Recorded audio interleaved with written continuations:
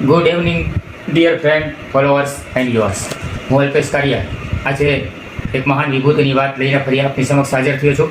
વાત આગળ ચલાવું એ પહેલાં ફરી એકવાર આપ સૌને રિક્વેસ્ટ કરું છું, ફોલો કરો, લાઈક કરો, શેર કરો. હવે આજે હું જે વ્યક્તિની વાત લઈને આવ્યો છું તે વ્યક્તિનું નામ છે રાલીલ હાલા. તમને એમ થશે ને કે આવું નામ તો ક્યારેય સાંભળ્યું નથી, આ તો પહેલી વાર જોવા મળ્યું, ક્યાંય સાંભળ્યું નથી. તમારી વાત સાચી છે. એ નામ એ જ્યારે બાળક સાંભળતો થયો ને ત્યારે પણ એને પહેલી વાર ખબર પડી કે એનું નામ આ છે. ખાસ કરીને હું આજે સાઉથ આફ્રિકાના રાષ્ટ્રપ્રમુખ નેલ્સન મંડેલાની વાત કરવા જઈ રહ્યો છું, જેનું બાળપણનું નામ હતું રાલીલ હાલા. 18 જુલાઈ 1918માં રોજ આફ્રિકાના મોહેજો ગામમાં તેમનો જન્મ થયો હતો અને શાળાએ તેમને નેલ્સન મંડેલા એવું નામ આપ્યું હતું. હવે આફ્રિકાની વાત કરીએ તો વિશ્વના ઘણા બધા દેશોમાં જે પ્રોબ્લેમ હતી એ જ પ્રોબ્લેમ સાઉથ આફ્રિકામાં હતી. રંગભેદ. તમે રંગભેદ વિશે સાંભળ્યું હશે, ભણવામાં પણ આવ્યું છે. એ રંગભેદની નીતિ આફ્રિકાની અંદર, સાઉથ આફ્રિકામાં એ સમયની અંદર ખૂબ જ જોરદાર ચાલતી હતી અને એટલો બધો ભેદભાવ કરવામાં આવતો હતો કે એમની ઉપર યાતના ગુજારવામાં આવતી હતી. અશ્વેતો ઉપર શ્વેતોનું શાસન, કાળા ધોળા આપણે કહીએ ને, એટલે જે ધોળિયાઓ છે એનું શાસન હતું.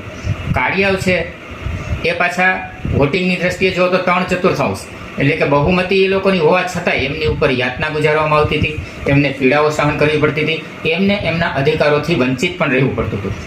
આવા સમયે આફ્રિકાની અંદર રશિયન ક્રાંતિની શરૂઆત થઈ અને આ શરૂઆત કરનાર નેલ્સન મંડેલા. નેલ્સન મંડેલા જ્યારે 12 વર્ષની ઉંમરના હતા ત્યારે તેમના પિતા મૃત્યુ પામ્યા. તેઓએ આગળ અભ્યાસ કર્યો અને ગ્રેજ્યુએશન માટે તેઓ કોલેજમાં દાખલ થયા. પણ એમનું માનસ છે એ પહેલેથી આ રંગભેદની નીતિથી કંટાળેલું હોવાને કારણે ત્યાંથી જ તેમણે શરૂઆત કરી દીધી અને સંગઠિત દરેક યુવાનોને કર્યા અને ત્યાં ચળવળ શરૂ કરી. પરિણામ સ્વરૂપે એમને કોલેજમાંથી રસ્ટ્રિકેટ કરવામાં આવ્યું. હવે કોલેજમાંથી નીકળી ગયા બાદ તેમણે પોતાનું કામ ચાલુ રાખ્યું અને આફ્રિકાની અંદર રશિયન ક્રાંતિ થઈ.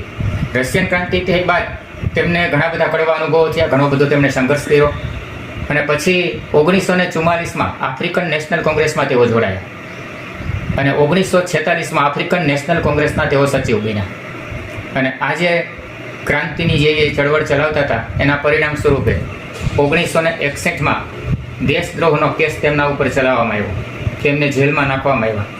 6 મહિના 8 મહિનામાં પાછા છૂટી ગયા. પરંતુ 1962માં ફરીવાર તેમના ઉપર કેસ ચલાવવામાં આવ્યો અને તેમને સખત કારાવાસની સજા થઈ. હવે એ જેલની યાતના 27થી 28 વર્ષ સુધી એ વ્યક્તિ એવી જેલમાં રાખવામાં આવ્યા જ્યાં માણસનો ચહેરો કે પ્રકૃતિનું એક પણ ક્ષણ એને જોવા મળે નહીં. ત્યાં 27થી 28 વર્ષ. પરંતુ એમના જેલવાસ દરમિયાન એમણે પુસ્તકોનું વાંચનો કર્યા, પુસ્તકો લખ્યા અને એમના જેલવાસ દરમિયાન જ આફ્રિકાની અંદર અશ્વેતોને અધિકારો પણ મતાધિકાર પ્રાપ્ત થયા. થોડોક ભેદભાવ તો હજુ પણ ચાલુ જ હતો, પણ તેમને એ સામનો કરવો પડતો હતો, પણ મતાધિકાર મળી ચૂક્યા હતા. ત્યારબાદ 1989માં આફ્રિકામાં ફરી એકવાર સરકાર બદલાય છે. સરકાર પાર્ટી એની જ રહે છે શાસન, પણ રાષ્ટ્રપ્રમુખ ત્યાંના છે FW ક્લાર્ક, જે શ્વેત જ હતા. તેમની સરકાર આવે છે અને તેઓ નાના મોટા ગુનામાં પકડાયેલા આ અશ્વેતોને અને શ્વેતોને બધાને મુક્ત કરે છે અને પરિણામ સ્વરૂપે નેલ્સન મંડેલાને પણ તેમાંથી મુક્ત કરવામાં આવ્યા. જ્યારે નેલ્સન મંડેલા મુક્ત થઈને આવ્યા ત્યારે મતાધિકાર અશ્વેતોને મળી ચૂક્યો હતો અને 1990માં તેઓ ચૂંટણી લડ્યા. સ્પષ્ટ બહુમતી સાથેની સરકાર આવી, અશ્વેતોની સરકાર. એટલે શ્વેતોને તો મનમાં ડર હતો જ, પણ ત્યાંનું મીડિયા છે તે પણ એમને પૂછતું હતું કે હવે શ્વેતોનું શું થશે. પરંતુ આ એક મહાન વ્યક્તિત્વ હતું નેલ્સન મંડેલા. તેમણે સત્તામાં આવ્યાની સાથે શ્વેત લોકો જે સત્તામાં હતા તેમને પોતાની સાથે રાખ્યા, સરકારમાં બેસાડ્યા કે તમે લોકો આટલા વર્ષોના અનુભવી છો શાસનમાં, અમારી પાસે કોઈ અનુભવ નથી, એટલે તમે અમારી સાથે જ બેસતો અને અમને માર્ગદર્શન આપશો. આ હતા નેલ્સન મંડેલા.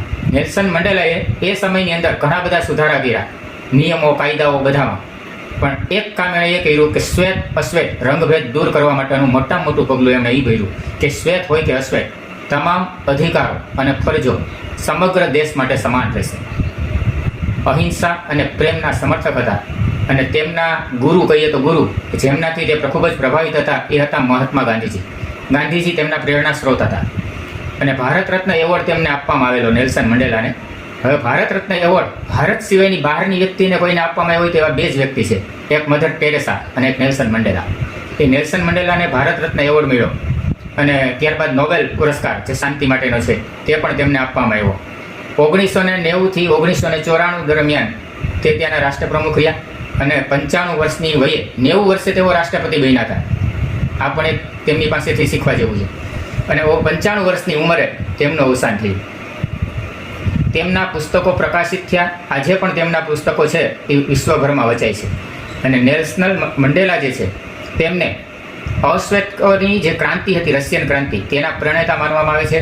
અને વિશ્વ આખું નેલ્સન મંડેલાને એક આદર્શ વ્યક્તિ, એક મહાન વ્યક્તિ તરીકે જોવે છે. આવી જ બીજી વાતો લઈને આપણે ફરી પાછા મળશું. આપનો ખૂબ ખૂબ આભાર. Thank you.